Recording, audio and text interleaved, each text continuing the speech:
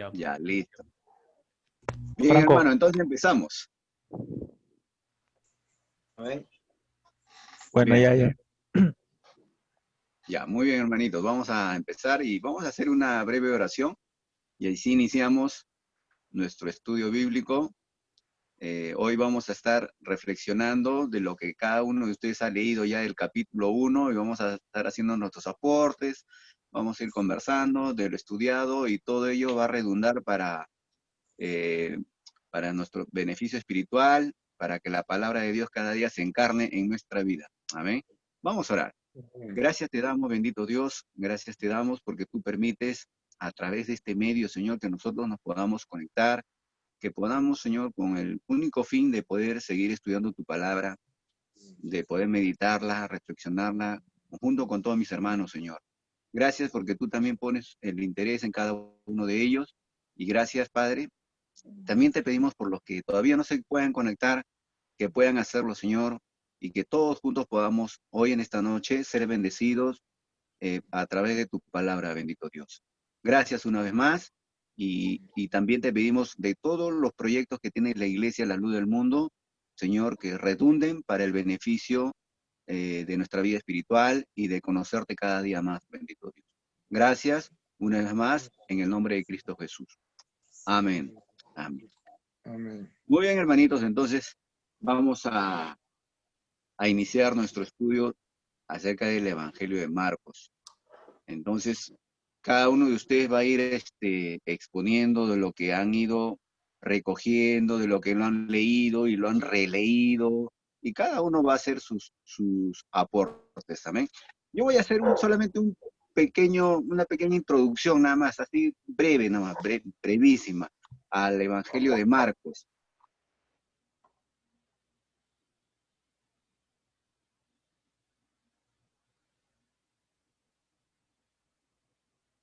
No no es el libro más antiguo del Nuevo Testamento, es el Evangelio más antiguo. Así lo admiten ya los estudiosos, en su mayoría de los estudiosos lo admiten así, que Marcos lo ponen o lo fechan en el año 70 después de Cristo, ¿no? Entonces, y a Mateo lo ponen en el año 80, en el 85 lo ponen a Lucas, a Juan lo ponen en el 100 por lo menos, ¿no? Entonces, Marcos, un poco de lo que estaba leyendo acerca de Marcos, es de que, acerca de la introducción al Evangelio de Marcos, es de que Marcos, por ser un evangelio pequeño en su contenido, muchas veces fue la cenicienta de los evangelios. O sea, fue el evangelio ignorado. ¿Por qué? Porque se pensaba que Marcos era un resumen de los demás evangelios. Se pensó por años así, hasta el siglo XIX, ¿no? De que un biblista llamado Karl Lachmann lo estudió y se dio cuenta de que Marcos no era ningún resumen de ningún evangelio, sino de que Marcos fue el primero, ¿no? Fue el primero en escribirse y al contrario, Marcos fue de fuente para Mateo y para Lucas.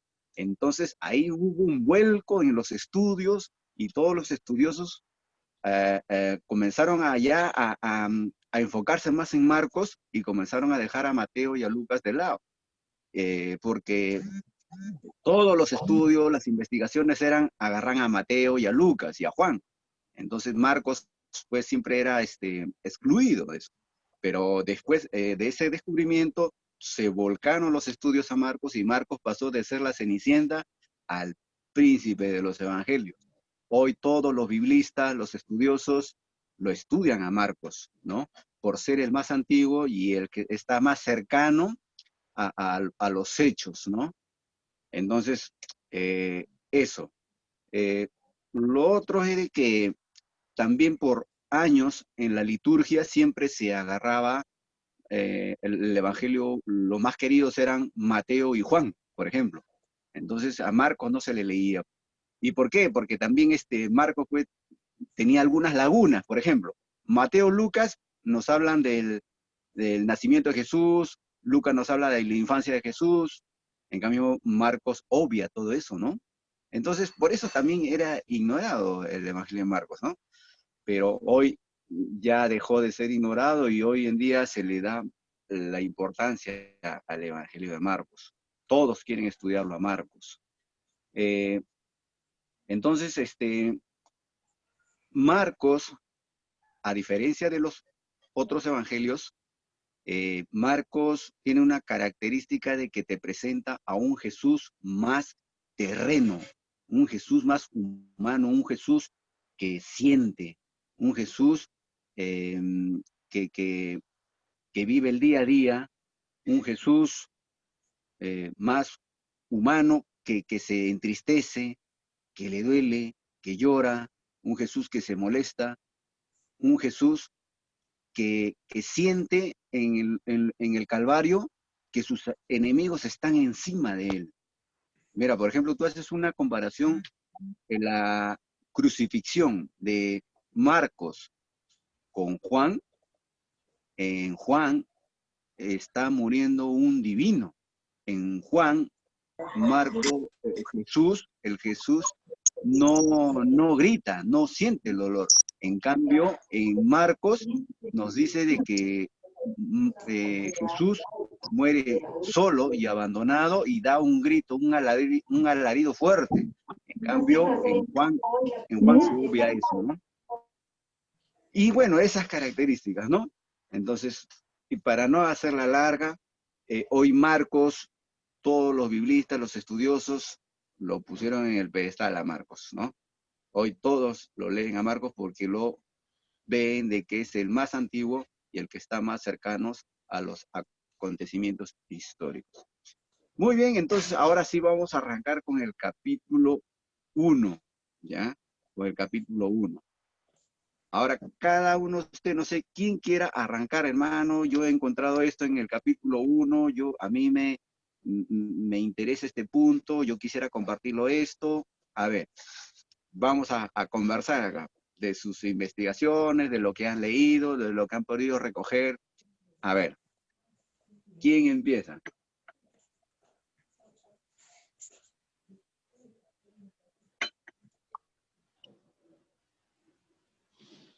Bueno, ya yo empiezo.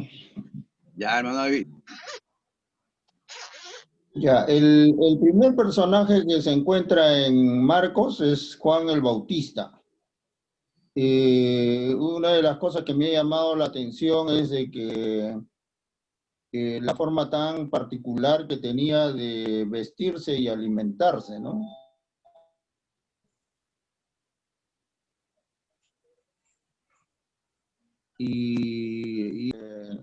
A manera de pregunta, ¿por qué él tenía esa forma tan particular de vestirse y alimentarse, ¿no? Ya. A ver, ¿qué dicen los demás? ¿Por qué Juan el Bautista tiene esa característica en su vestimenta y en su alimentación?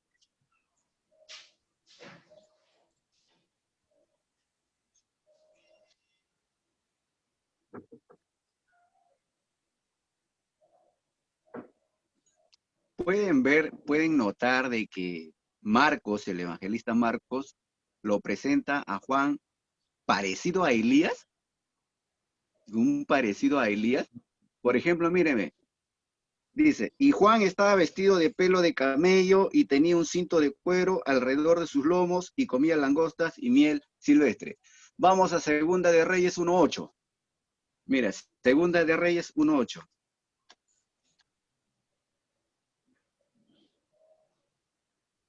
Porque de ahí los demás evangelios van a decir que Juan es el último de los profetas.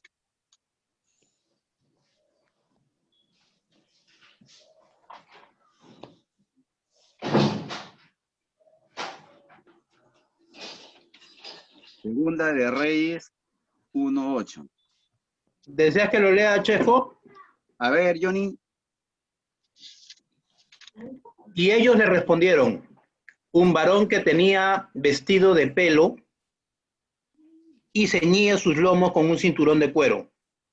Entonces él dijo, él es Él es Elías Tisbita.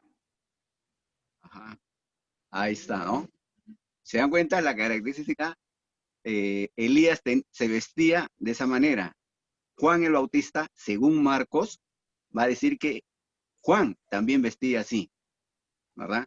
Porque lo va a presentar como un parecido a Elías. Pero en los evangelios, Juan va a ser, incluso en boca de Jesús también va a decir que él es el último de los profetas, ¿no? Franco, ¿Alguien quiere? Sí, dime. sí, yo quería aportar, ¿no? Bueno, Claro. la alimentación que tenía Juan, muy aparte que acabamos de ver la vestimenta, pues, estaba permitido por la ley mosaica, pues, el comer langostas. Es más, era de mucha proteína, ¿no? Una vez acá las alas. Y la miel, pues, obviamente, era muy buena, ¿no? También permitida, ¿no? Y en concordancia con el personaje que se veía, que era muy popular, muy radical, ¿no? Y se contraponía, ¿no? A los personajes de ese tiempo, a los políticos, a los religiosos que gobernaban, ¿no? Y su vestimenta, pues, era diferente, ¿no? Era algo inusual, pues, y en realidad Juan estaba preparando el camino, ¿no? Era un precursor, ¿no? De la llegada del Mesías, ¿no? En la cual él mismo decía que él estaba preparando y el que venía, pues, era una persona muy importante de la cual él no era ni digno de amarrarle su calzado, ¿no? Y es más, en un capítulo más adelante se ve que él mismo decía, ¿no? Que era necesario que él mengue para que él crezca, ¿no? En realidad, pues, Juan vino a hacer que la llegada de Jesús fuera impactante, pues, que lo conocieran, que él creciera. Al menos lo que estoy notando en estas partes nomás. Muy bien, Richie. Muy bien. Sí, pues. A ver, ¿qué más? ¿Alguien más?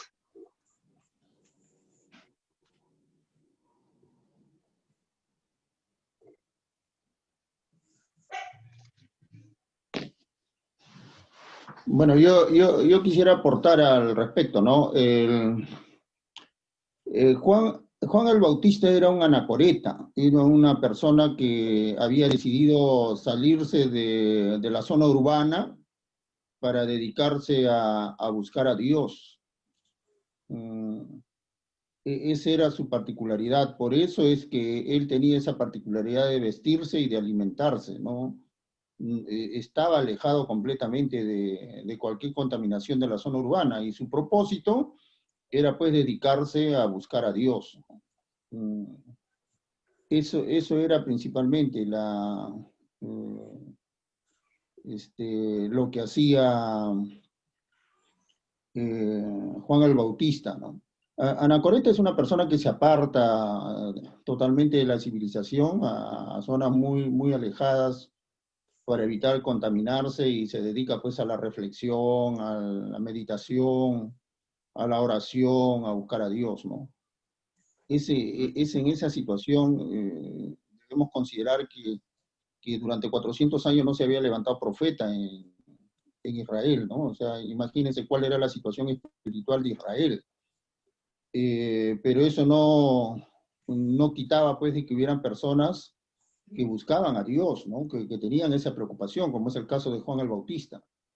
Yo creo que de ahí viene el llamamiento para poder hacer el trabajo de profeta, ¿no? De allanarle el camino a Jesús, ¿no? Eso es lo que yo puedo aportar al respecto. Ya. Y ahora, otra cosa, ¿por qué en el desierto? ¿Qué entendían los judíos cuando se les mencionaba el desierto? ¿Se han preguntado? ¿Por qué lo hacían en el desierto? No lo hacían en la ciudad.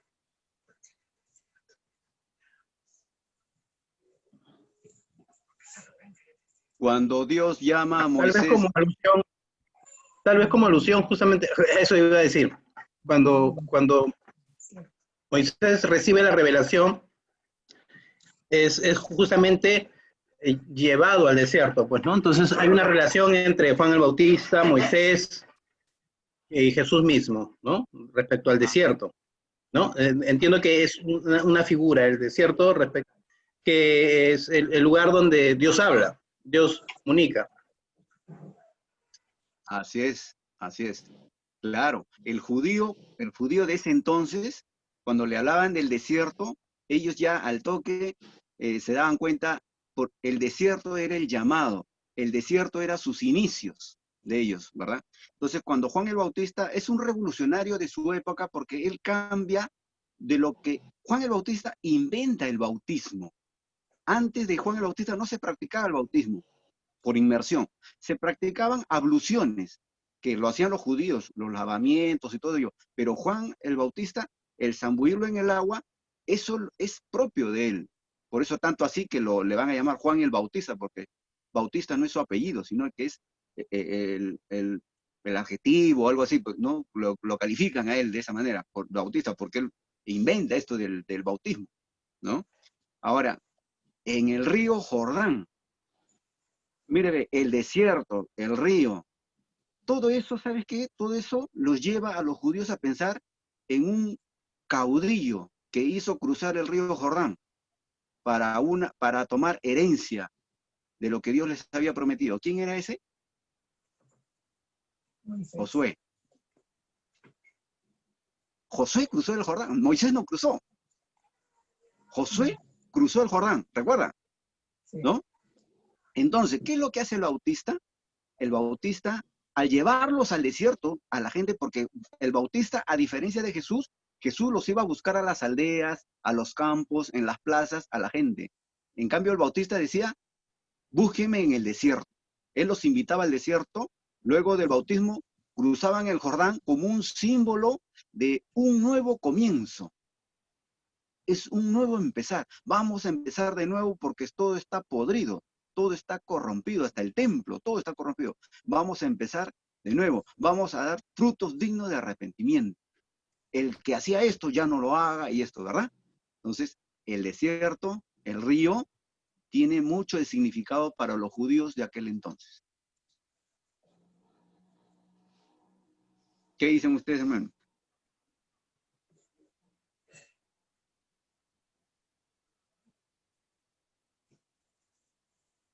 En Johnny Valera. esa etapa, yo me pregunto, porque recuerdo hace mucho tiempo leí un libro que compartíamos, Franco, Israel y las Naciones, ¿no? Esa etapa en la que viene Jesús, había mucho sincretismo, es la palabra, donde había mucha mezcla de parte griega, parte hebrea, por ahí influencia de algunas otras culturas, ¿no? Entonces, a mí me da que pensar, no emito ningún juicio, pero yo trato de ponerme en los zapatos del judío de ese entonces, y yo a veces me pongo a imaginar de que llegó a ser en esa etapa como lo es, o como lo ha sido nuestro país en las etapas electorales. Cada uno se inclina por un bando político, ¿no? Y entonces como que, o sea, recuerdo que el comentarista de este libro, Israel y las Naciones, hablaba de que los judíos eran seducidos por los gimnasios griegos, ¿no? Tanto así de que en un templo o cerca de una sinagoga se había instalado gimnasios, de manera que se levantaban los celotes o los radicales a condenar eso, porque parte de las prácticas de los gimnasios griegos, los hombres vestían con poca ropa, entonces había para ellos toda una corrupción moral, ¿no? Entonces, a mí me da que pensar esa etapa, ese periodo tan convulsionado respecto a ideas, pensamientos, ¿no? O sea, Jesús llegó a un momento en el que la nación judía estaba bien partida, ¿no? Es lo que me pongo a pensar. Entonces, el que haya venido Juan el Bautista con una simbología, porque como lo dices tú, a mí me parece que trataba de mostrar con esto trataba de demostrar con estos símbolos que estaban haciendo el despertar hacia algo antiguo, hacia atrás, ¿no? Es un comentario que les digo respecto a cómo se va cocinando todo esto que viene a ser la pasión de Cristo, ¿no? La vida de Jesús, el ministerio de Jesús y todo lo convulsionado que resultó ser en esos 3 años de ministerio, en donde salía uno y le discutía y le hablaba y algunos se asombraban de doctrina. Entonces me parece que es una etapa muy interesante, muy rica, ¿no? No creo que, yo no soy de la idea, no creo de que todos pensaban igual, ¿no? Pero, o sea, si nació esto, fue con una intención, con un fin, ¿no? Mostrar algo que como dices tú, ¿no? Juan tuvo que implementar algo visible, físico, simbólico, que haga recordar eso que quizás muchos judíos lo habían perdido ya.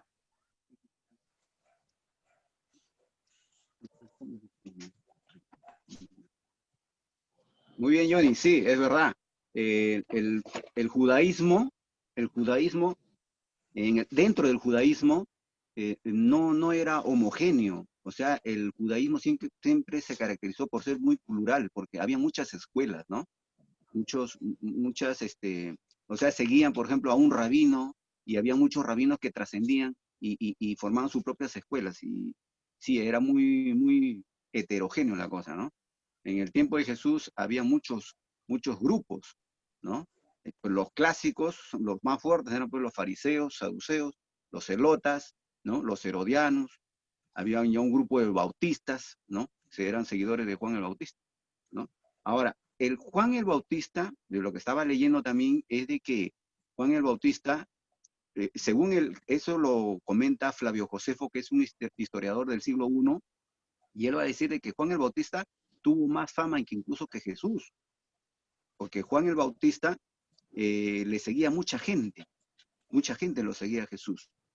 Es más, Jesús fue su discípulo de Juan el Bautista, lo presenta así, ¿no? Incluso las primeras comunidades cristianas se preguntaban, ¿quién es más importante? ¿El que bautiza o el bautizado? Decía.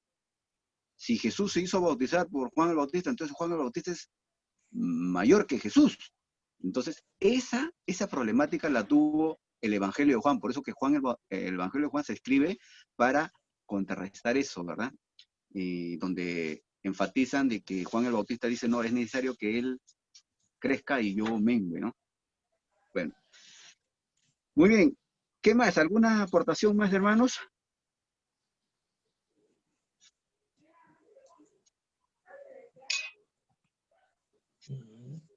Por ejemplo, en el capítulo 1, versículo 1, dice, principio del Evangelio de Jesucristo. Así comienza el Evangelio de Marcos.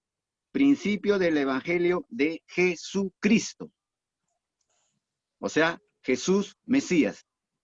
Cristo es una palabra griega, ¿verdad? Del equivalente de Mesías, que era en hebreo, ¿no? Del judío. O sea, el equivalente de Mesías en griego era Cristo, ¿verdad? Ahora mire, Marcos dice, Hijo de Dios. Hijo de Dios. Marcos se estaba dirigiendo a una comunidad, en su mayoría que eran paganos. Por eso que el término Mesías no le va a sonar mucho a los paganos, porque Mesías es un producto judío, que solamente el judío lo puede entender, Mesías. Pero el pagano no esperaba ningún Mesías. Pero si le hablan de Hijo de Dios, ahí cambia la cosa. Ahí cambia la cosa porque el Hijo de Dios, ¿quiénes eran? Los emperadores, ¿no? Entonces, Marcos empieza así, a esa comunidad de paganos convertidos al cristianismo les dice, principio del Evangelio, o sea, de la buena noticia de Jesucristo, Jesús Mesías, Hijo de Dios, ¿verdad? Y ahí comienza diciendo, como está escrito en Isaías el profeta, he aquí yo envío mi mensajero delante de tu faz, el cual prepara tu camino delante de ti, voz del que clama en el desierto, enderezad sus sendas. Ahí dice, como está escrito en Isaías, pero la verdad es que ahí hay dos libros de dos profetas. No sé si han notado ustedes ahí. Está de Isaías y está de Malaquías, pero Marcos lo pone como que es de Isaías. Pero en verdad son de dos. Es de Malaquías y es de Isaías. ¿Lo han podido notar eso ustedes? Por ejemplo, en Malaquías 3.1, a ver, busquemos.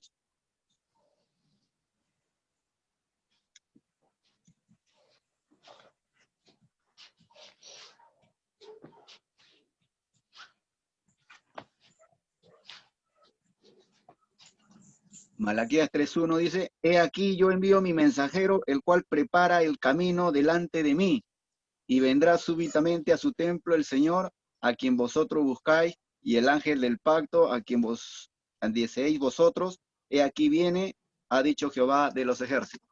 ¿Verdad?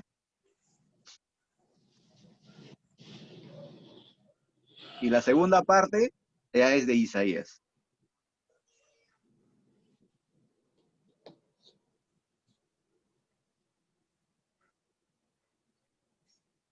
No sé si en sus Biblias tienen una nota a pie de página, ahí también hace referencia de que son dos profecías en una, es de Malaquías y de Isaías. No, no dice nada.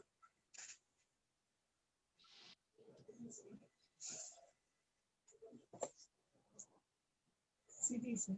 Sí. Franco, Sí, sí, y la referencia que hacen de esas dos citas es porque ya eran citas mesiánicas o algo así.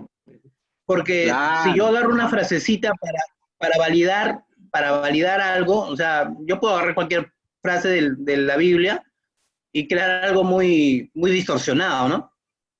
Ujú, ujú. Claro, o sea, lo que los evangelistas están interpretando es que la era mesiánica ya empezó con Jesús. Claro, pero yo me refería a que si esas citas, tanto la de Malaquías como la de Isaías, Ya. ya había sido, antes que venga Jesús, una seña de las cosas que lo que iba a suceder cuando venga este Mesías. Ah, claro, sí, sí, claro. Ajá, sí. Incluso los rabinos de ese entonces discutían de que a quién se refería esa profecía o dónde. Por eso que ellos en el tiempo de Jesús estaban a la expectativa, quién iba a ser. Incluso más adelante acerca del siervo sufriente que habla Isaías, ¿verdad? Ellos se preguntaban, ¿quién será el siervo sufriente? ¿Será el pueblo de Israel? ¿Será una persona? ¿Será el rey? ¿Quién será? ¿No? Ya para el tiempo de Jesús, claro, los evangelistas, Mateo, Marcos, Lucas, Juan, ellos eh, eh, eh, lo van a poner en Jesús porque inspirados por Dios cuando escriben su evangelio lo van a entender así, ¿no? Que eso se cumple en Jesús. Más los otros judíos, los otros rabinos, los otros de otras escuelas seguían esperando a quién le pertenece esa profecía y seguían buscando como hasta ahora, ¿no? ¿Verdad?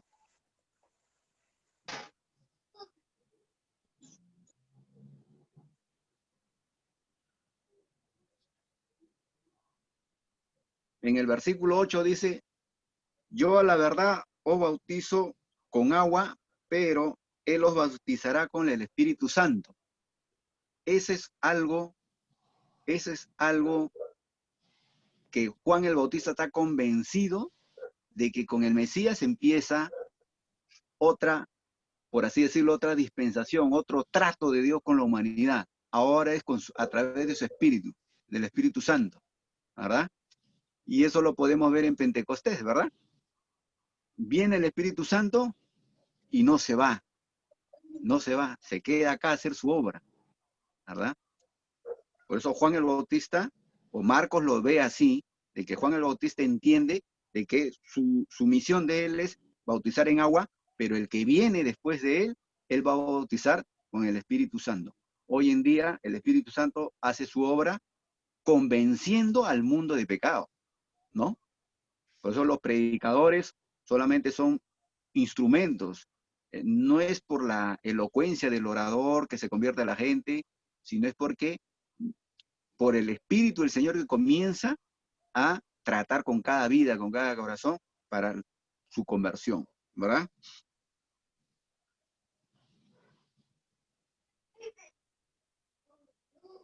¿Qué podemos hablar del bautismo de Jesús? Franco, antes Sí, podría, yo quería hacer una reflexión. ya, Hace algunos momentos yo dijo que en la época de Juan el Bautista, de Jesús, era un tiempo muy convulsionado con respecto a los pensamientos que existían dentro del judaísmo, ¿no? En este tiempo también estamos viviendo una situación igual. No todos han asumido el Evangelio como se debe asumir. En los últimos años ha habido mucha distorsión. Cada uno piensa tener la razón, ¿no? Entonces, un poco creo que debemos dilucidar ese asunto. ¿Cómo podemos conocer el verdadero evangelio? ¿No? Porque la salvación es personal. Yo no voy a ser salvo por seguir a fulano o sutano o por estar de acuerdo con tal o cual énfasis.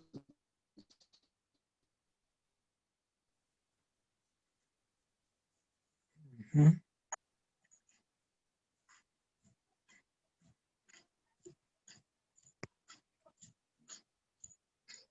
Se lajeó. ¿qué pasó?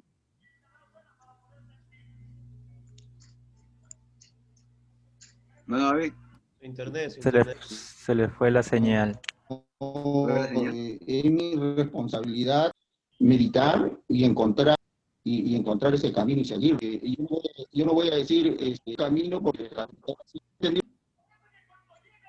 vuelvo a ¿me escuchan, hermanos? Más Está o en un menos, poquito hermano. entrecortado. Ya. Ya está, ¿Ahora me ya. escuchan? Sí, Ahora sí, sí, hermano. Ya, voy a plantearlo nuevamente, ¿ya? Se decía que en el tiempo de Jesús había muchos pensamientos que predominaban, ¿no? Cada cual quería tener, habían grupos que cada cual creía tener la razón. En este tiempo creo que estamos en la misma situación, ¿no? En el Evangelio hay muchos énfasis, muchos distorsiones, cada quien quiere tener la razón. El tema es que es responsabilidad de cada uno de nosotros encontrar el camino correcto. Nosotros no vamos a ser salvos por tal énfasis o cualquier otra enseñanza. Nosotros vamos a ser salvos cuando entendamos el Evangelio y caminemos dentro del camino correcto. Y para eso tenemos al Espíritu Santo. Entonces, tratar de creer de que tal o cual persona tiene la razón. Yo creo que en este tiempo nadie lo tiene la razón. Estamos viviendo una época muy confusa, ¿no? Tal vez tan igual o peor que en los tiempos de Jesús. Y creo que es necesario que hagamos una reflexión al respecto y cada uno de nosotros nos esforcemos por encontrar ese camino correcto. Cuando vino Jesús, yo creo que se aclararon muchas cosas que eran controversiales en ese tiempo. Y ahora en este tiempo tenemos los evangelios, tenemos la palabra de Dios que nos puede ayudar a encontrar ese camino correcto. El día que nos presentemos delante de Dios, si erramos el camino, no va a ser justificación decir, Señor, yo erré el camino porque tal persona me enseñó, y no es por enseñanza de personas que vamos a ser salvos, es por encontrar el camino correcto y para eso tenemos la guía del Espíritu Santo. Eso era lo que quería añadir. muy bien. Y el Espíritu Santo nos lleva a Jesús, ¿verdad? Nos lleva a Jesús, ¿no? Nos guía. Claro. Hoy en día Hoy en día incluso las iglesias, incluso hasta católicas también, sus biblistas también están empujando a que su filigresía se encuentre con Jesús, ¿no? O sea, ellos a su manera les explican que se encuentren con Jesús, porque también ellos hacen un análisis, dicen, lo que siempre hemos hecho es alimentar la religiosidad de los fieles, pero no le hemos acercado a Jesús. Hoy en día están diciendo, volvamos a Jesús, ¿no?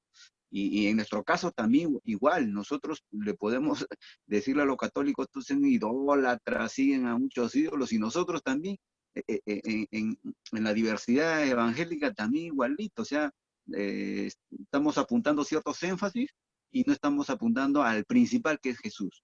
Acercarnos a Jesús, a su propuesta, ¿no? A su propuesta, a sus principios que nos enseñan para poder salvar este mundo, ¿no? Y a veces nosotros, o la iglesia, no sé cómo lo ven ustedes, que más interesados estamos en que ya nos queremos ir al cielo, ya. Más estamos pensando cómo llego al cielo a que cómo hago yo o qué hago yo para que el reino de Dios se haga real en este mundo. El reino de Dios, que era el mensaje de Jesús, ¿no? Que era el mensaje de Jesús. Mire, cuán importante es entender esto, ¿no? Porque antiguamente no era tan difícil entenderlo, sino que en los últimos años le hemos metido tantos énfasis que ahora pues ya nos hemos hecho formatos ya. Hay pensamientos tan establecidos que nos han parametrado. O sea, nosotros pensamos en función a eso. Pero como ahora que nos está ayudando el Evangelio era romper cánones, ¿no? Salirnos de lo establecido, salir de lo que pensaba la gente, pero sin embargo nosotros en este tiempo seguimos insistiendo en los énfasis, en querer tener la razón. Y eso no es el camino es la palabra de Dios.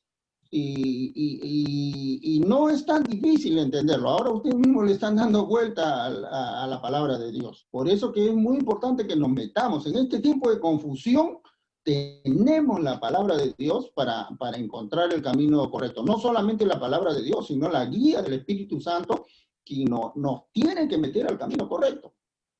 Yo creo que en este tiempo, hermano, cada uno de nosotros ha levantado su altar en su casa, así como en los tiempos de apostasía, que cada uno hacía su altar. Me acordaba en lo último que compartí con los hermanos de Gedeón, ¿no? Que su padre tenía el altar de Baal en su casa, ¿ven? En este tiempo también yo creo, ¿no? A través de los énfasis, de cómo hemos asumido el Evangelio, cada hecho del Evangelio, una religión muy particular. Hemos creado nuestro altar en nuestras iglesias, en nuestros hogares, que es algo que tenemos que destruir para darle lugar al Espíritu Santo y para que las cosas vuelvan dentro del camino que Cristo nos ha marcado, ¿no?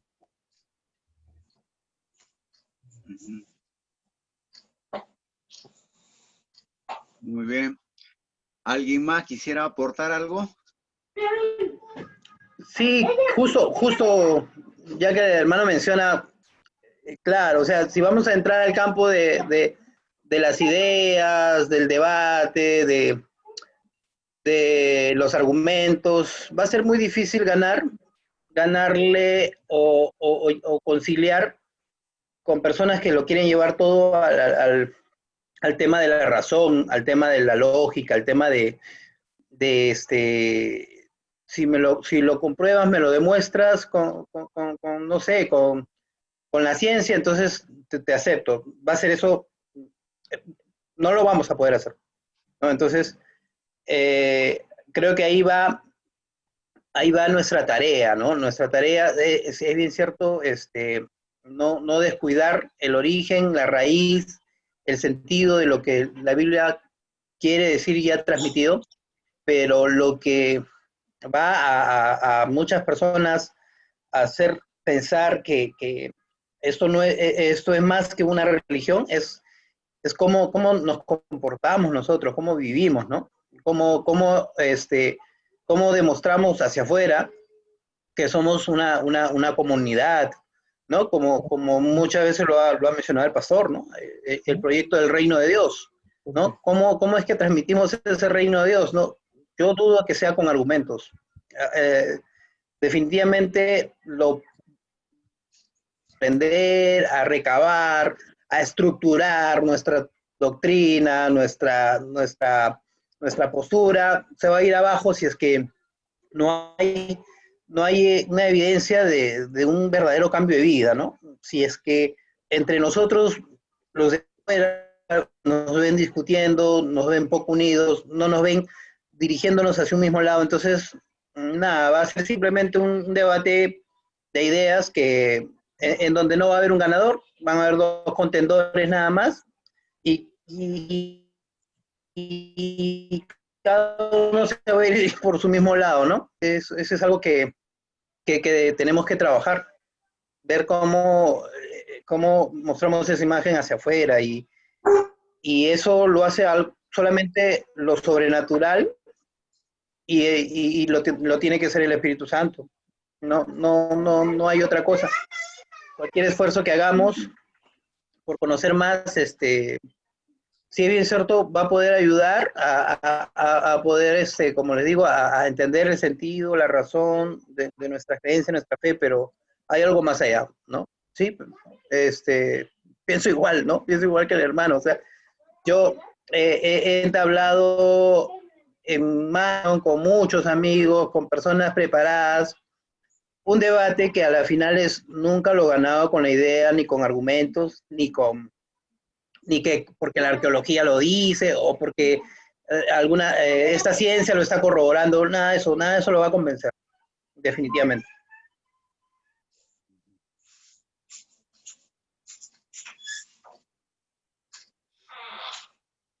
Bien. Bien, hermanos. Pasamos al bautismo de Jesús. ¿Qué podemos decir acerca del bautismo de Jesús? Dice, aconteció en aquellos días que Jesús vino de Nazaret de Galilea. Galilea está en el norte, ¿ya? Jerusalén está en el sur. Galilea era mal vista por los de Jerusalén, por los de Judea, ¿no? Siempre Galilea fue calificada como Galilea de los gentiles, la Galilea que no practica la ley. ¿Por qué? Porque en su mayoría en Galilea eran pescadores, eran campesinos, ¿no? Entonces, cualquier tarea no dedicada al templo. Entonces, para ellos eran así, ¿no? Pecadores, ¿verdad? Pero Jesús viene de Galilea y dice, y fue bautizado por Juan en el Jordán, ¿no? Como le decía de antes, esto para los primeros cristianos, asumirlo esto de que Jesús fue bautizado por Juan, preguntaban, decían, ¿pero por qué Jesús se bautiza? ¿Quién es mayor? ¿El que bautiza o el bautizado? ¿No? Dale de comer a gringo, Checo. No es de acá, no es de acá, no sé, alguien... Pues Armando, creo. Armando ha entrado, creo, y ¿qué está opinando? Está con hambre, hermano. Está pidiendo rancho, creo, hermano. Está llenado el techo ahí, está con hambre. ¿No? Entonces, y dice, en el versículo 10 dice, y luego cuando subía del agua, vio abrirse los cielos y al Espíritu como paloma que descendía sobre él. Y vino una voz de los cielos que decía, tú eres mi Hijo amado, en ti tengo complacencia. ¿Qué podemos decir en cuanto a eso, hermanitos?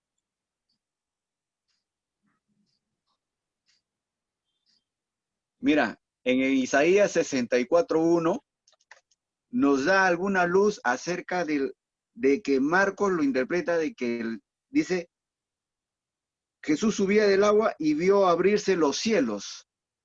¿Saben? Isaías, al ver la corrupción del pueblo de Israel, él, en una oración muy personal, él dice, oh Dios, ¿cómo no abrieses tú los cielos? Miren, y eso es lo que está haciendo recordar Marcos, miren. Vamos a Isaías 64:1.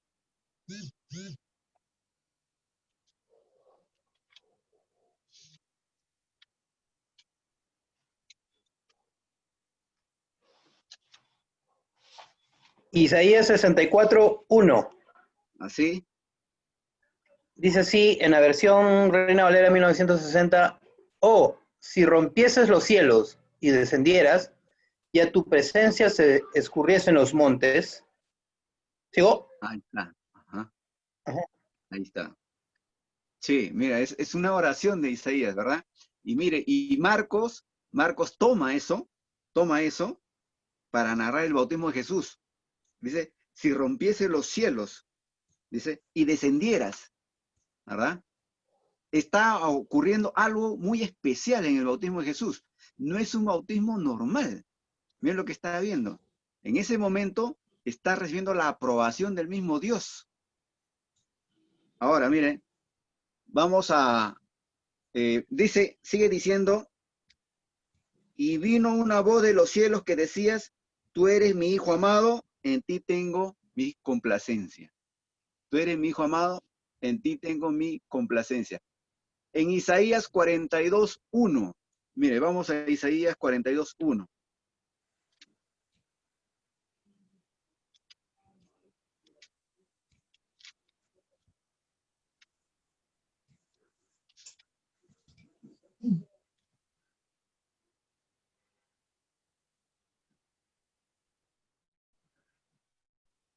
Mire, o sea, Marcos, cuando está escribiendo su evangelio, Marcos no es un improvisado, Marcos sabe lo que está escribiendo. Isaías 42:1. Dice, he aquí mi siervo, yo le sostendré, mi escogido, en quien mi alma tiene contentamiento. He puesto sobre él mi espíritu, él traerá justicia a las naciones. O sea, para Marcos se está cumpliendo una profecía en el bautismo de Jesús. ¿No?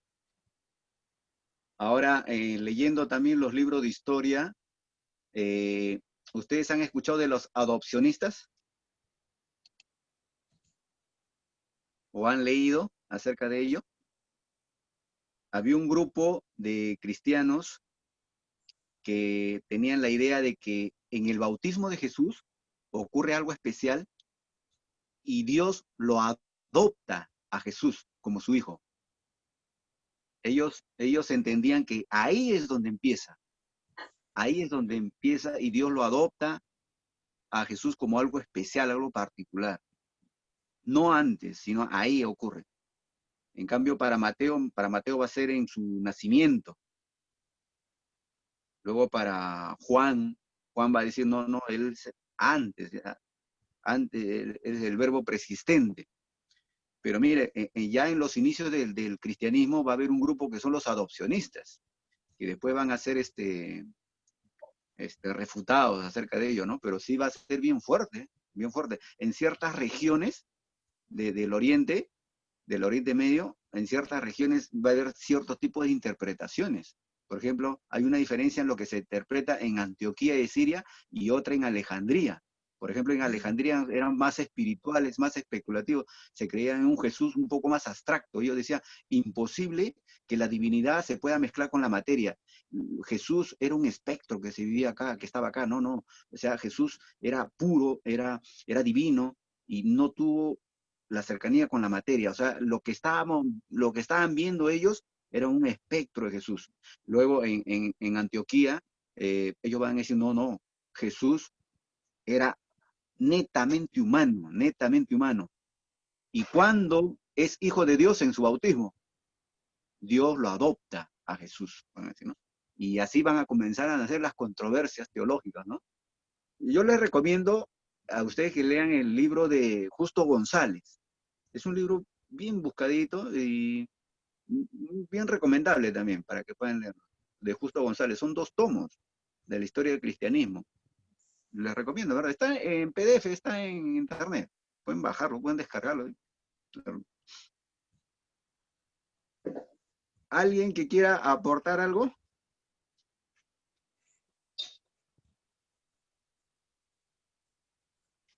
Yo quisiera hacer una pregunta. Ya. ¿Por qué Jesús Tuvo que tomar el bautismo de arrepentimiento. Ahí está.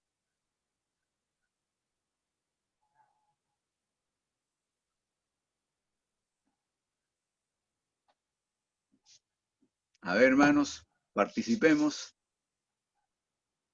¿Qué dice Richie? Chicos, ¿Qué dijo? ¿Por qué Jesús? se arrepiente y por qué bautiza. ¿Qué cosa ha hecho? Creo, ¿no? Porque ven todo, que diciendo, Franco, yo me iría un poquito más atrás en el tiempo de que, que Juan empieza a hacer empieza a bautizar. Ya había pues una tradición, ¿no? En la cual el lavamiento judío, en la cual consistía en rociar agua a las personas, a los gentiles que querían ser judíos, ¿no? Que querían cambiar sus vidas, su forma de vida. Y pues Juan el Bautista empieza en el modo de preparar el camino, empieza a bautizar, ¿no? A bautizar con la sumergión, ¿no? Como tú dices, ¿no? Es algo novedoso y único, ¿no? Por algo le dicen Juan el Bautista y era una señal de arrepentimiento, ¿no? Pero en sí, no es quizás que se diga, pues, eres pecador y arrepiéntete, ¿no? Sino él predicaba, él hablaba de que se acercaba un Mesías, ¿no? El Mesías viene y por lo tanto era la consecuencia de tu bautizo era que tú tenías que estar listo, pues tenías que cambiar tu vida porque el Mesías viene. Ahora, Jesús cuando se bautiza, cuando es bautizado por Juan, en realidad pues lo que él quiere es solidarizarse con el hombre, ¿no? Porque en realidad el que se bautizaba era algo simbólico, ¿no? De una nueva vida, ¿no? Pero sabemos que Jesús no tenía necesidad de bautizarse, ¿no? Pero sin embargo lo hizo, como él mismo dice, ¿no? Para cumplir con la ley y más que nada para demostrar que él en realidad pues quiere solidarizarse con el pecador, pues con el hombre. Esa sería mi apreciación. Muy bien, Richie. ¿Alguien más?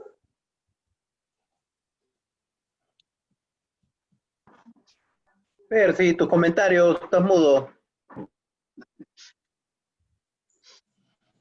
Vamos, Percy. ¡Vamos, Percy! Oh, Monaguillo.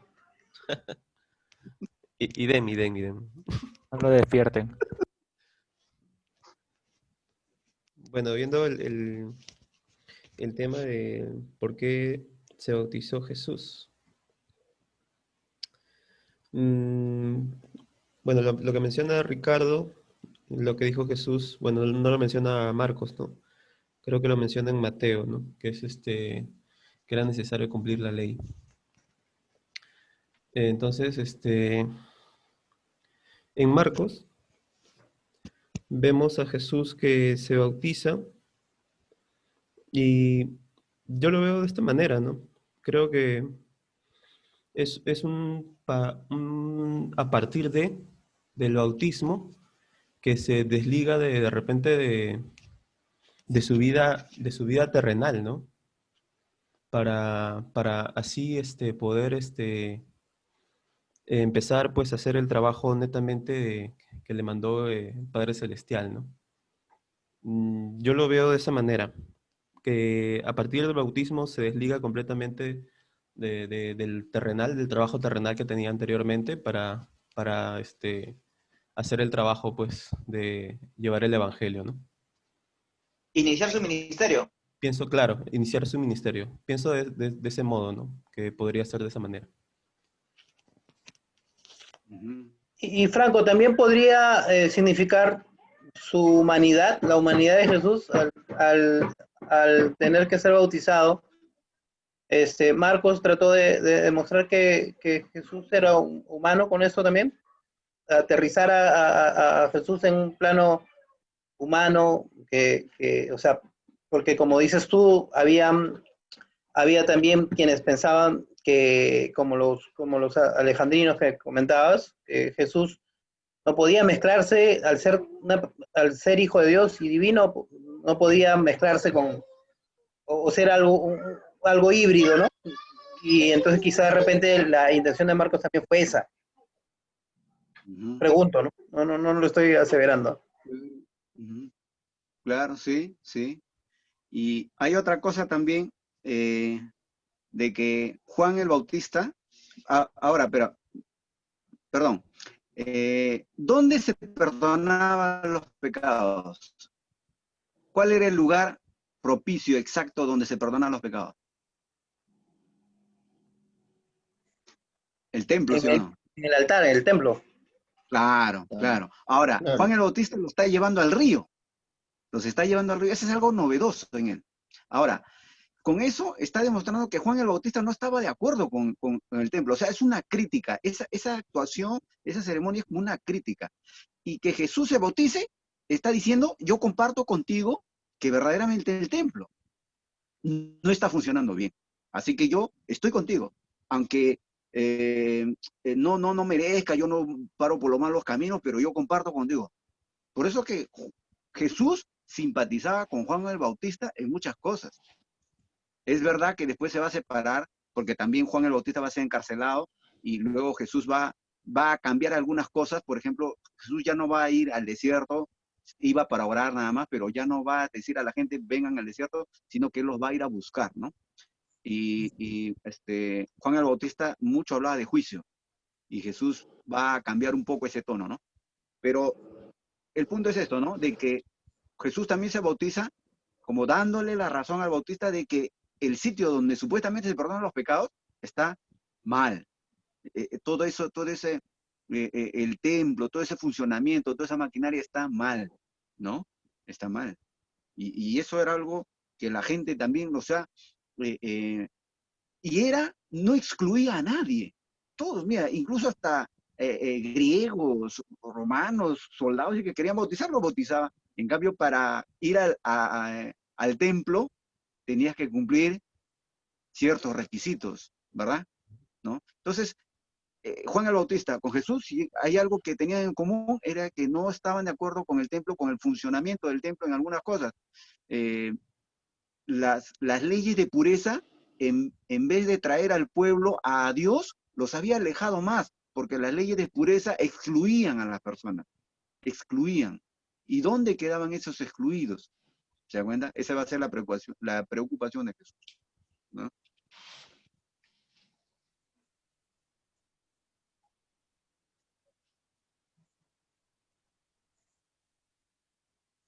Pasamos a la tentación de Jesús. Yo solamente quisiera una aclaración. Hicieron referencia, sí, hicieron referencia de que era por cumplimiento de la ley. En ninguna parte de la ley decía que se tenían que bautizar.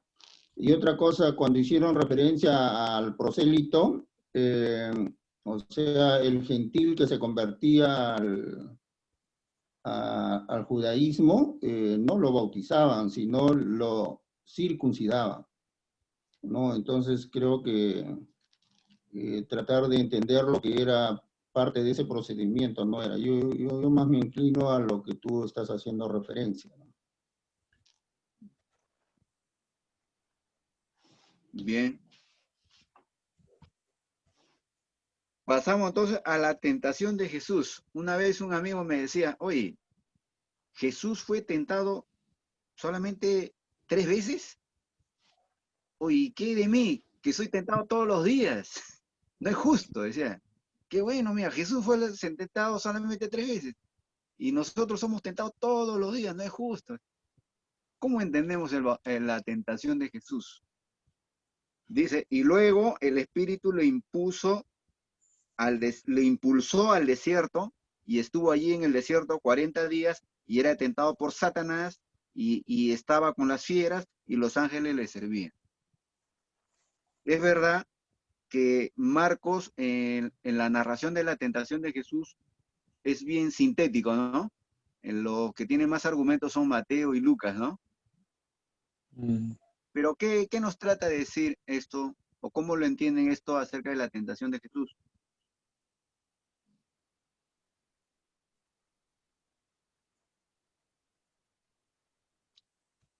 40 días. Número simbólico, ¿no? Jesús es el nuevo Israel, ¿no? Jesús es el nuevo Israel, que va a pasar la prueba. El Israel del desierto no pasó la prueba, ¿no? No pasó la prueba en las tentaciones. Jesús es el nuevo Israel que pasa la prueba.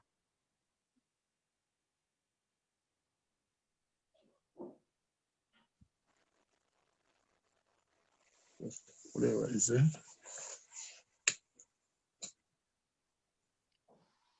¿Qué dice hermano Víctor? Acá escuchándole pues con la gana de participar. Ya, hermanito, participe usted. Bueno, te quería decir, gracias por la invitación antes que todo. Ya, y como yo lo estoy leyendo recientemente nomás, yo los escucho que hay bastante comentarios sobre una pequeña cosita, ¿no? Y lo van analizando ustedes más concienzudamente. Pero me gustaría que sean un poquito más ligeros. La persona que que es nuevo, ese lo abruma, y el conocimiento hace de que no sé, hasta se puede decir, ya no quiero seguir. ¿Por qué? Porque es mucho. Ya, en cambio, si son un poquito más ligeros en explicarse, por ejemplo, he tenido 45 puntos. Estamos recién en el 12, ¿no? Entonces, claro, es muy bueno que ustedes lo analizan concienzudamente, parte por parte, y uno aprende, pero para el nuevo no lo tiene conscientemente, lo va distrayendo un poco, y veo pues, ¿no? De que la forma como Jesús vino a nosotros es algo como el profeta Isaías lo decía, ¿no? Como dice Marcos, el profeta Isaías lo presenta a Juan el Bautista para que él sea designado el que bautice a Jesús. Por esa razón se ve en ese prodigio que dice que se abre el cielo cuando le echan el agua, ¿no? Es algo divino para mí. Es algo divino, es la presentación formal a la misión que se le había entregado a Jesús. Desde ahí comienza, ¿no? Y ahí ya lo que tú dices ahora, después que Juan fue encarcelado, llegó Jesús a Galilea, empieza a predicar el evangelio del reino de Dios. Es ahí el comienzo, ¿no? Y también la prueba que le hacen, los 40 días del estar internado, 40 días, al lado de los animales y al lado de los ángeles. Los ángeles, según lo que yo he escuchado, lo que he aprendido, es que los ángeles es para que le protejan. Eso es lo que te podría mencionar por el momento, ¿no? Te agradezco por haberme escuchado. Muy bien, hermano Víctor. Muy bien. Ténganos un poquito de paciencia, hermanito. ¿Verdad que ¿Ya? la presencia de usted nos alienta, su presencia de usted nos alienta a seguir adelante? ¿Mi hermanito? Gracias. Muy bien, Gracias. muy buena su participación. Gracias. ¿Alguien más?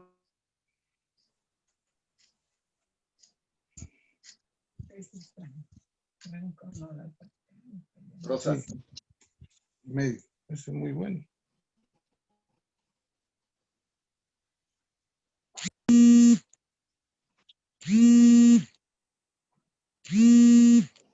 ¿Lo apago? No lo sé. Lo maloro. Dice, y luego el Espíritu le impulsó al desierto, dice.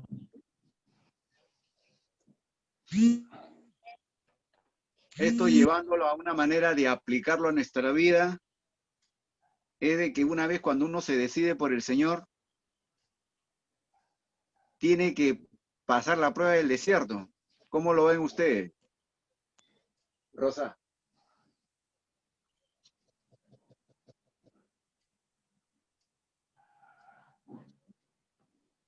¿Cómo lo ven ustedes, hermanitos?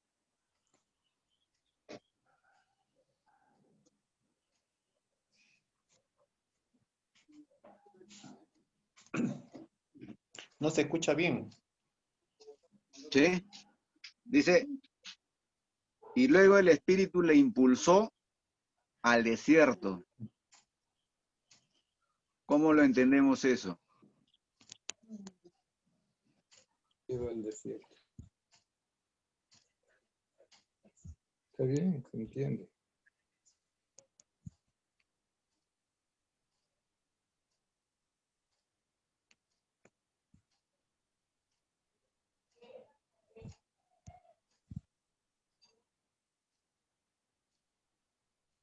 Nadie le dice nada. Jesús no solamente fue tentado por esa vez por Satanás. Jesús toda su vida fue tentado, ¿verdad? Pero lo que quiere el evangelista al narrar ese microrrelato, lo que quiere decirnos es de que después del bautismo, el Espíritu lo va a impulsar a una prueba, o algo así, a Jesús, ¿verdad? Y de igual manera también quiere decirnos de que Jesús es el que va a vencer, a diferencia del pueblo de Israel, que en el desierto no pasó la prueba. Jesús en el desierto va a pasar la prueba, ¿no? Y los 40 días es simbólico porque los 40 días, perdón, los 40, ese número 40, los judíos lo entienden muy bien, los 40 años en el desierto, ¿no? Y Jesús 40 días, ¿no? Él va a pasar la prueba, Israel no. Entonces, eso es lo que está enfatizando el evangelista Marcos, ¿no? Ahora, Jesús todo el tiempo fue tentado por Satanás, como humano que era también, se sentía tentado a muchas cosas como cualquiera de nosotros también, ¿no? Como me decía un amigo, no, mira, en los evangelios nos dice que Jesús fue tentado 3 veces nada más. O sea, qué injusticia, yo soy tentado todos los días. Y no es eso, ¿no? No es que nada más en el desierto ahí lo tentó y luego Jesús estaba sin ser tentado los restos de los otros días. No es así. Jesús fue tentado todos los días, como todos nosotros somos tentados.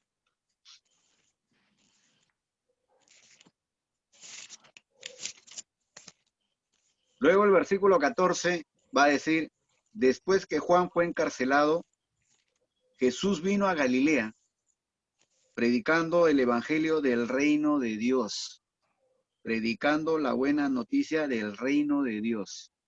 Ahí está. Ese es el mensaje de Jesús, predicando el reino de Dios, predicando el reino de Dios. Y uno ahora se pregunta, si Jesús predicaba el reino de Dios, hoy en día, ¿por qué no se predica el reino de Dios? Pareciera que otros están predicando su propio reino, ¿no? Están construyendo su propio reino, ¿no? ¿No? Pero están bien lejos de predicar el reino de Dios, ¿no? ¿Y qué era lo que concierne el reino de Dios? ¿Por qué Jesús toma eso? Dice, el reino de Dios. Eso, el reino o el reinado de Dios, esa prédica, ese mensaje, va a tener connotaciones políticas, ¿no? Porque a Jesús, ¿por qué lo crucifican? Porque habla de otro rey, ¿sí o no? De un reinado de Dios donde no va a estar Pilato, no va a estar el emperador, no entra Herodes, no entran ellos. ¿Quiénes entran en ese reinado de Dios? Los excluidos. Los excluidos, ¿no? Los humildes. humildes. Entonces, se da cuenta que era bien, ese mensaje era bien chocante para esa época, ¿no? El reinado de Dios, el reinado de Dios. Porque a Jesús no lo crucifican por hablar del amor, por predicar del amor, porque por predicar que hay que ser más buenos, a nadie lo crucifican por predicar de eso. Jesús tuvo que haber machucado algo álgido, algo sensible a las autoridades religiosas de su tiempo y al Imperio Romano. Tuvo que haber tocado algo ahí por la cual ellos se levantan y se incomodan y lo sacan a Jesús, lo sacan del mapa, lo quieren borrarlo, ¿no? Y esa es su intención de ellos. El reinado de Dios, ¿no? ¿Puedo decir algo? Sí, hermano David. En esa forma de verlo, interpretarlo, sí, yo no estoy de acuerdo, ¿no? Cuando se predica el reino de Dios, yo puedo entender que es la consecuencia de la prédica que él trajo, ¿no? Hay veces es bien confuso tratar de entender esto del reino de Dios porque se han hecho tantas interpretaciones que lo han sacado realmente de su contexto, ¿no? Una manera que tengo yo de ilustrarlo es la siguiente. Dios crea al hombre y lo pone en el huerto del Edén. El hombre era el administrador y el Señor, ¿no? El que gobernaba todo, el dueño de todo, era Dios, ¿no? Entonces era el reino de Dios, en el cual el primer hombre era su administrador. Luego el hombre peca y Dios lo saca del huerto del Edén. Y el hombre se va al mundo, ya dentro de su voluntad. Entonces, Dios siempre a través de las dispensaciones ha tratado de que este hombre otra vez vuelva a sujetarse a su gobierno, a su reino. Entonces, cuando Jesús viene, lo que dice, oye, yo quiero hacer lo mismo que hacía en el huerto del Edén. Yo quiero gobernar, ¿no? Ese gobierno que yo instauré, yo quiero que ustedes lo recuperen, quiero que estén bajo mi tutela. Cuando se habla de reino, se habla de autoridad, de poder, pero era un gobierno totalmente diferente a lo que se conocía en ese tiempo, ¿no?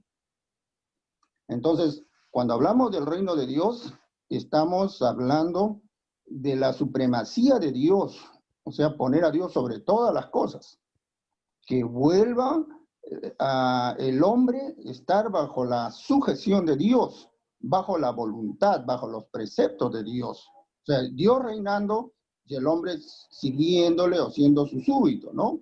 Eso es el reino de Dios. Ahora, necesariamente en el Evangelio viene la contraparte, ¿no? Sus enemigos lo acusaron de ser, pues, un revolucionario que se quería levantar a los judíos, quería causar una revuelta. Incluso sus mismos discípulos, algunos de ellos entendieron que era así, por eso que ellos buscaban que colocarse, ¿no? Y el día que tú instaures tu reino, yo quiero estar pues a tu derecha, a tu izquierda, quiero tener privilegios, ¿no? Pero Jesús no vino para eso, Él vino a instaurar el reino de Dios, o sea, que se haga la voluntad de Dios, que sea Dios el Señor de todo. ¿Ven? Eso es lo que quería decir.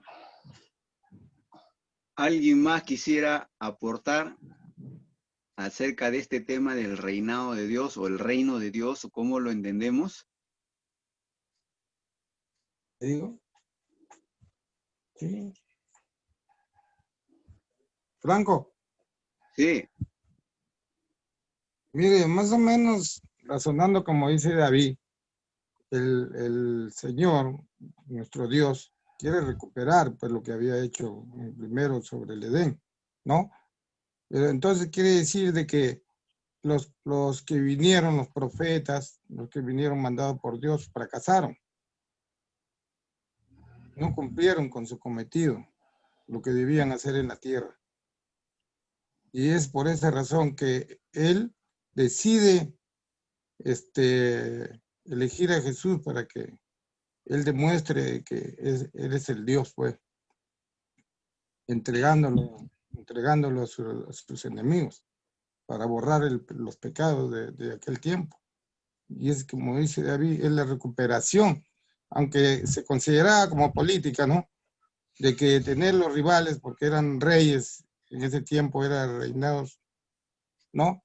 Tenían problemas al hablar a alguien de un personaje que está conversando en contra de ellos, como dices tú también, nadie te va a enjuiciar por el amor. Lo que pasa es que a ellos no les convenía, no era conveniente la palabra de Jesús, ¿no? Y por eso los que dirigían el templo se ven en esa necesidad y dicen, hay que acusarlo, nos van a quitar todo lo que tenemos, hay que acusarlo. Así lo entiendo. Muy bien, hermano. ¿Ese reino de Dios iba a ser visible aquí en la tierra, lo que predica Jesús, o está hablando de un reino espiritual?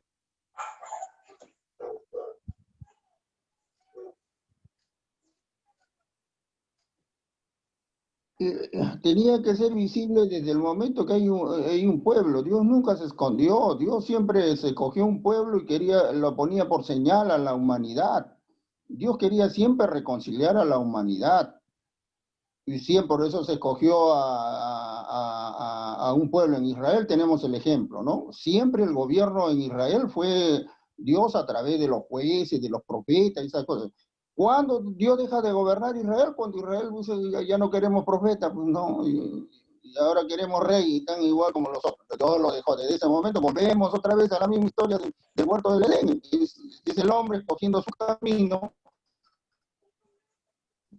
y pues Dios intentando siempre a través de la humanidad, ¿no? Y que cuando viene Jesús, viene otra vez a anunciar el reino de Dios. O sea, Dios se ha acercado otra vez, quiere reconciliarse con la humanidad. Él quiere instaurar su reino. Él quiere otra vez que el hombre esté bajo su tutela, bajo su protección. Bueno, algún día pues eso se hará realidad, pero como tú lo decías al comienzo, el reino de Dios acá lo tenemos que vivir, ¿no? Acá es, algunos como fuimos recibidos en el cielo, ahí estaremos ya en la misma presencia de Dios, con Él, tan igual como en el huerto, ¿no? En una relación mucho más íntima, ¿no?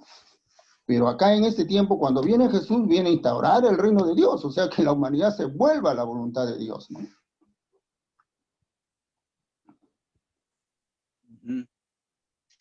¿Alguien más quisiera aportar? Sí, yo quisiera aportar, bueno, yo más que aportar, quisiera preguntar, porque, a ver, si como dice el hermano David, se vino a instaurar un reino, y entiendo yo, para cualquiera iba a ser muy difícil de que todos, que la humanidad completa concurra a esa misma idea, a ese mismo reino que se pretende instaurar. Entonces, ¿qué pasa si eso no todos llegan a aceptar ese tipo de reino? El reino de Dios, el cual Jesús quiso implementar, tenía un límite, solamente era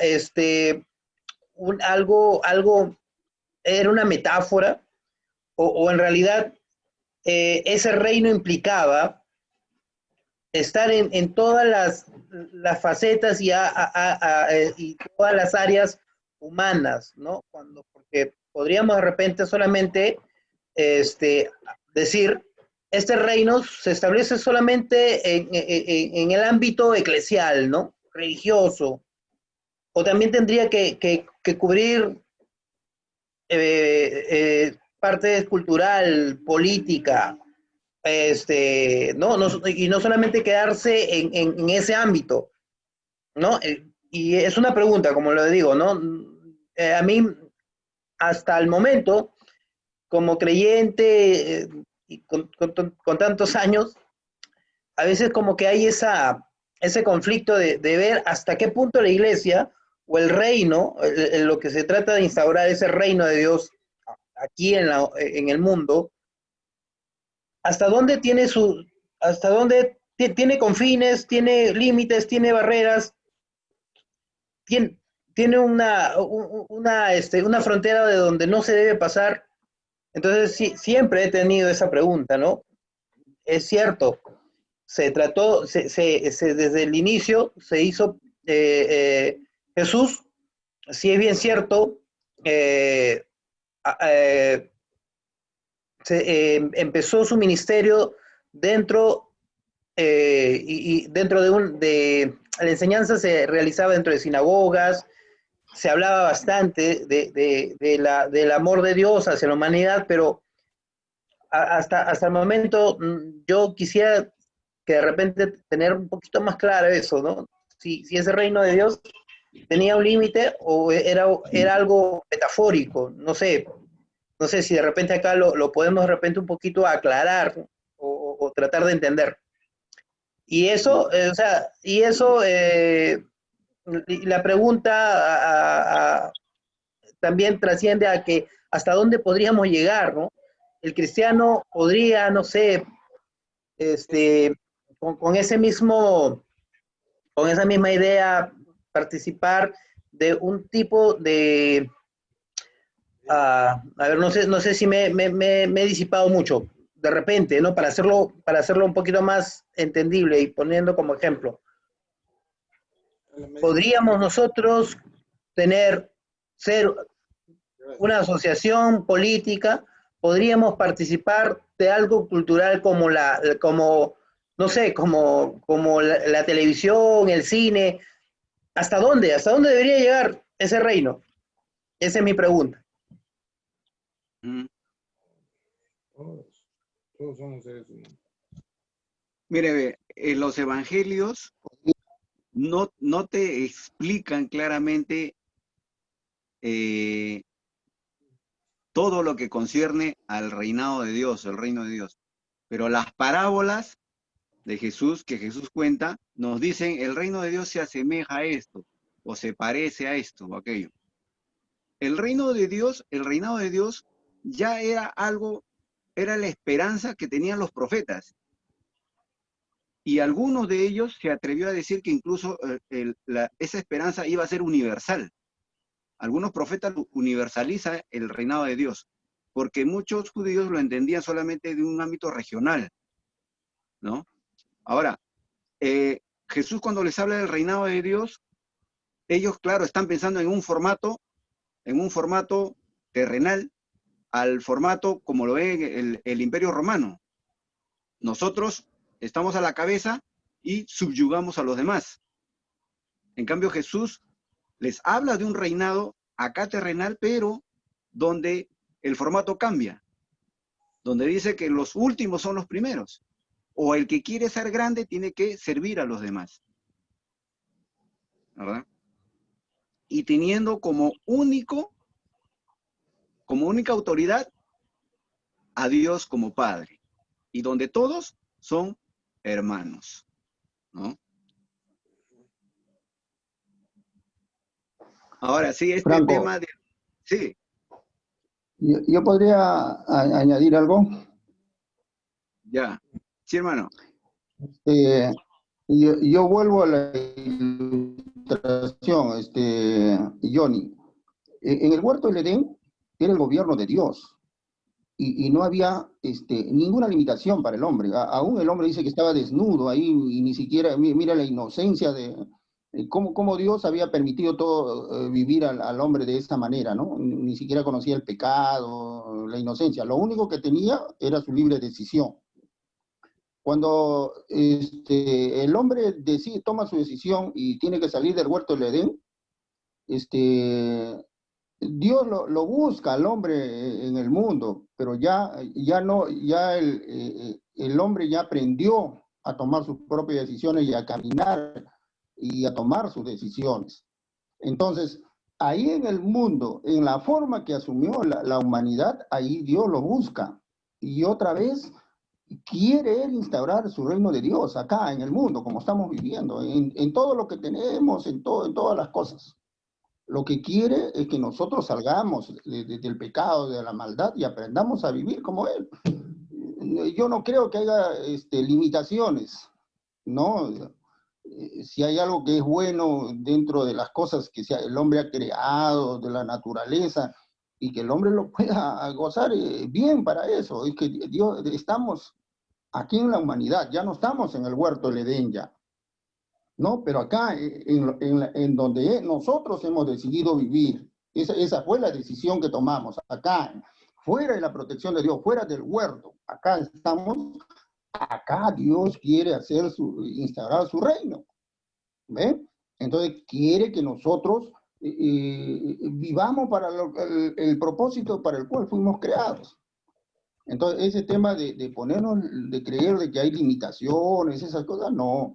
Yo creo que el día que experimentamos la verdadera conversión, poco a poco vamos entendiendo y vamos dándole lugar a Dios en todo aspecto de nuestra vida.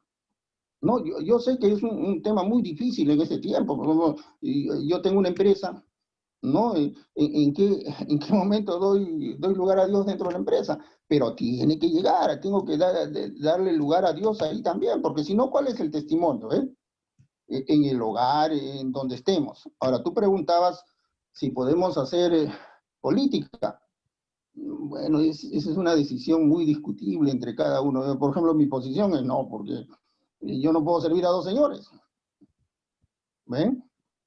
Otros asumen que sí se puede hacer política porque tenemos que servir. Está bien, podemos hacer política, pero desligándonos de la iglesia, o sea, no comprometiendo a la iglesia. Por ejemplo, lo que hizo el pastor Lai, ¿no? ¿Ve? El pastor Lai tenía un muy buen ministerio, siempre ha tenido un buen ministerio, era uno de los mejores maestros que había en Asamblea de Dios.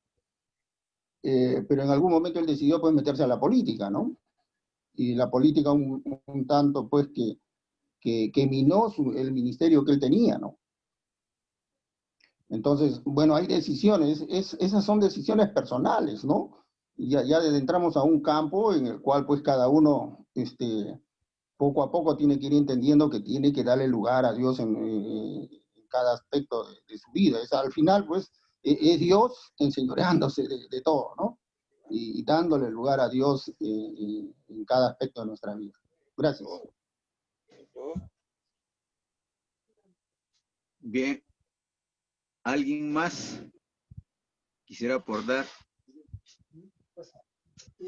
Hola.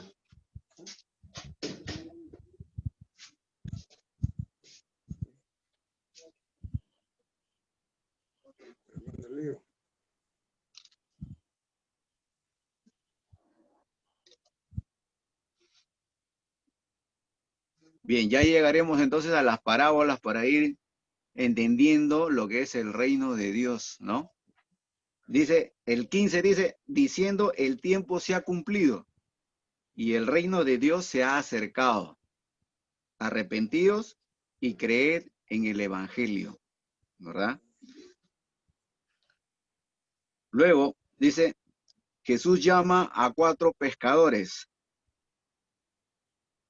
Andando junto al mar de Galilea, vio a Simón y a Andrés, su hermano, que echaban la red en el mar porque eran pescadores.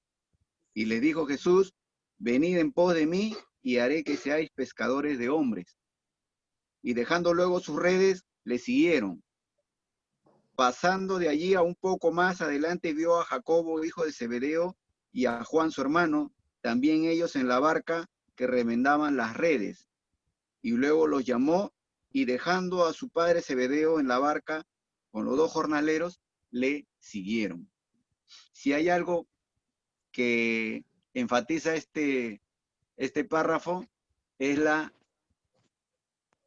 radicalidad en el llamado, ¿no? En obedecerle a Jesús, ¿no? ¿Alguien que quiera participar acerca de esto? ¿Cómo lo entienden? Ya, yo creo que, a ver, en esa parte, este, como decía Franco, o sea, se ve el llamado de Jesús, ¿no? Que Jesús comienza a llamar para formar a sus discípulos. Y muy aparte de la radicalidad del llamado, también vemos la disposición de los pescadores, ¿no? Porque era fácil que en ese tiempo Jesús recién comenzaba, entonces que al hacerles el llamado, ellos eran pescadores, tenían, o sea, ya sabían todo, era muy fácil que ellos se puedan oponer, ¿no? Diciendo, pero ¿cómo vamos a dejar todo nuestro trabajo y vamos a seguirlo? Pero vemos que ellos no, ellos, o sea, dice que deciden dejarlo y comenzar a seguir a Jesús. Entonces vemos que ellos tienen la disposición de seguir a Jesús. Y también por otro lado puedo entender que, o sea, ahí podemos ver cómo Jesús vino y comenzó a llamar a gente que era pescador, o sea, no comenzó a llamar, por ejemplo, a los fariseos o a los escribas que eran los conocedores, los maestros, sino él vino por gente del pueblo, ¿no? O sea, gente trabajadora, o sea, no a gente muy estudiosa, sino a la gente del pueblo, por así decirlo. Entonces, bueno, yo lo puedo entender de esa manera, ¿no? De la disposición de que ellos aceptaron de seguir a Jesús dejando todo y de que Jesús vino para la gente del pueblo, no solo para la gente más de clase alta, por así decirlo. Sí, pues no fue a Jerusalén a jalarse a los eruditos, ¿no? Sino que se llama a gente que está trabajando en trabajos muy poco apreciados, ¿no? En ese tiempo, o criticados sobre todo por la gente que era más puritana, que estaba cerca del templo y todo ello, ¿no?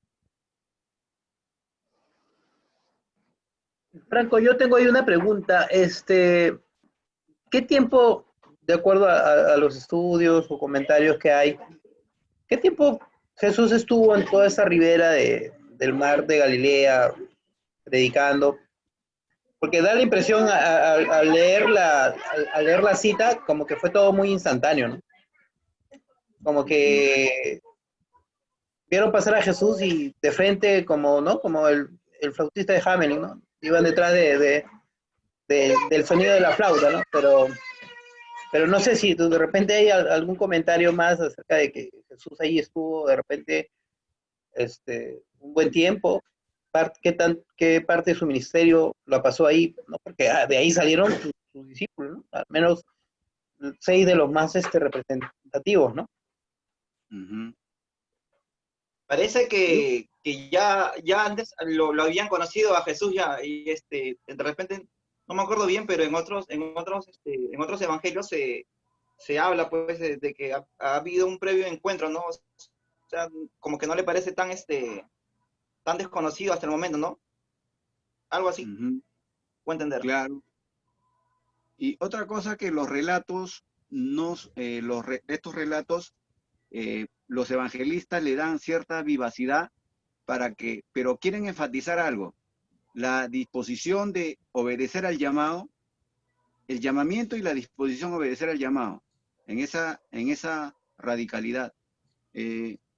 Ahora, como decía Johnny, si los tomamos literalmente de que Jesús pasó por ahí como que quedaron hipnotizados, oye, tú, ven, sígueme, y pum, dejando todo eso, sino que el evangelista le va dando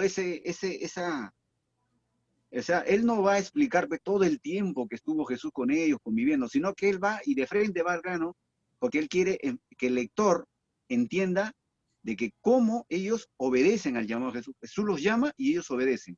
Eso es lo que él quiere enfatizar, ¿no? Y no tanto así como algo hipnótico que haya sucedido ahí, ¿no? Yo quisiera aportar algo.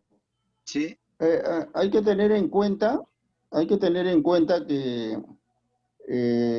muchas de estas personas que siguieron a Jesús no necesariamente lo hicieron porque creían pues de que Jesús era pues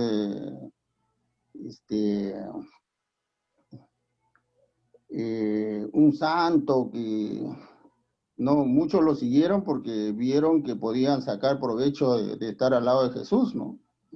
No te olvides de Judas, No te olvides de los hermanos que estaban con Jesús porque uno quería estar a su derecha y a su izquierda, ¿no? Es el gran problema siempre de los líderes, ¿no? Que inmediatamente, pues, gente que quiere aprovecharse lo rodea, ¿no? Entonces, muchos de los discípulos cuando escucharon el llamado de Jesús, no lo hicieron convencido de que Jesús venía a instaurar el reino de Dios, esas cosas, porque todavía ni siquiera lo entendían, ¿no?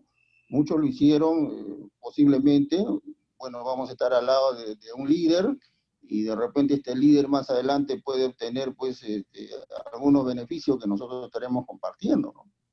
El tema es que muchas veces a través de la historia hemos santificado mucho a algunos personajes de la Biblia, ¿no?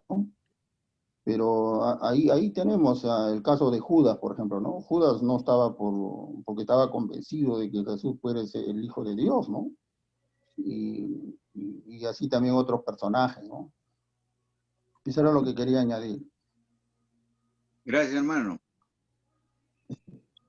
¿Alguien más quisiera decir algo?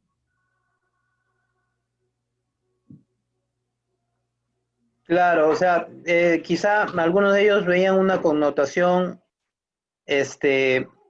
política, radical o liberacionista, pues, ¿no? Porque hay que entender de que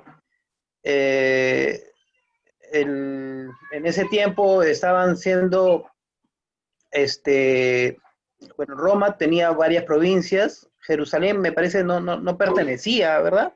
En ese momento, sino hasta el 70, el año 70, donde creo que Roma sí ya, todo ese territorio ya lo toma para sí, pero creo que había bastante de eso, ¿no? Como dice el hermano, muchos estaban un interés de ser liberados, ¿no? Y encontrar un caudillo que atraía masas, ¿no? Entonces, podríamos pensar que también eso fue parte de aquello que los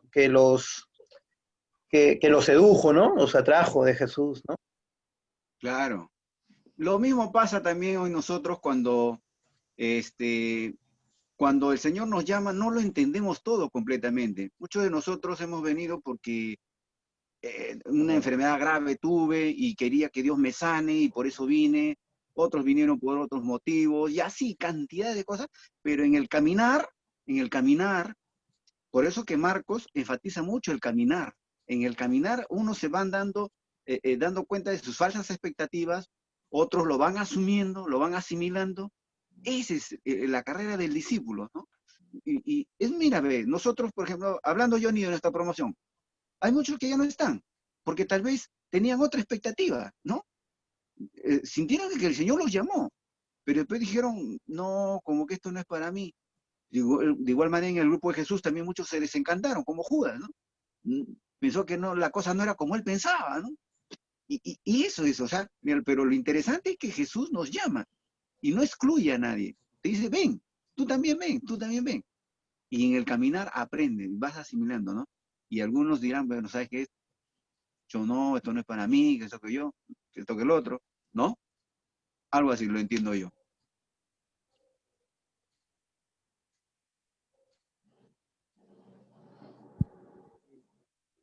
Hay muchos que vienen porque piensan que Jesús es un... Y Jesús sana, pero quieren para que Jesús les sane nada más, ¿no? Y otros vienen para que Jesús me bendiga en las finanzas, ¿no? Y vengo y vengo para que Jesús me bendiga en las finanzas. Y otros, y así cada motivo hay, ¿no? Tienen sus expectativas, ¿no? ¿Verdad? Pero Jesús los llama, ¿no? ¿Verdad? Bueno, hermanito, son las 10 de la noche. Ya o faltan 3 minutos, creo. Mira, no hemos terminado, pero creo que ha estado muy bonita esta charla, este intercambio, y vamos a continuarlo por el próximo miércoles, ¿sí? El próximo miércoles va a ser a las 8:30, porque Sarita tiene su programa con las mujeres de 7 a 8:30, ¿ya? A las 8:30 nos enganchamos todos, hermanos, el próximo miércoles y continuamos con nuestro estudio. No hemos terminado todavía el capítulo 1, ¿ya? nos quedamos en ello y vamos, queremos que todos también participen. No sé, no necesariamente tiene que ser una investigación, oh, qué grandiosa investigación. No, o sea, en tu lectura, ¿qué te llama la atención, no? O qué preguntas también tienes, ¿no? Y diga, hermano, mire, yo tengo esta pregunta, mira, esta duda, no lo entiendo, ¿no? Y acá, juntamente con todos, podemos ir participando y se hace ameno y se hace muy edificante también para cada uno. ¿Qué les parece, hermanos? ¿Está bien? Yo estoy de Muy bien, acuerdo. excelente. Muy bien. Entonces, De acuerdo. Hay que invitar también a que otros hermanos varones también comiencen a participar.